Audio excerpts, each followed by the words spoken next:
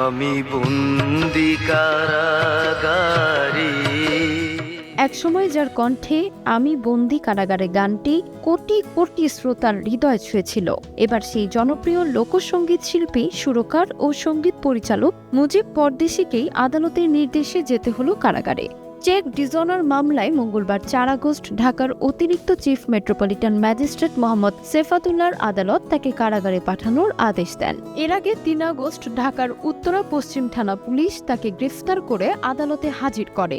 এটা বাউলরা অরিজিনাল গানটাকে নষ্ট করে ফেলেছে, সুরটাকে। মামলা সূত্রে জানা যায় 10 লাখ টাকার একটি চেক ডিজঅনারের অভিযোগে 2022 সালে তার বিরুদ্ধে মামলা করা হয়। পরে 2023 সালে আদালত তাকে 1 বছরের সশ্রম কারাদণ্ড এবং 10 লাখ টাকা অর্থদণ্ড দেন। তবে রায়ের পর দীর্ঘদিন পলাতক থাকায় তার বিরুদ্ধে গ্রেফতারি পরোয়ানা জারি করা হয়েছিল। মুজিব পরদেশির আসল নাম মুজিবুর রহমান মোল্লা। 80-র দশকে আমি বন্দি কারাগারে গানটির মাধ্যমে তিনি দেশ জুড়ে ব্যাপক জনপ্রিয়তা পান।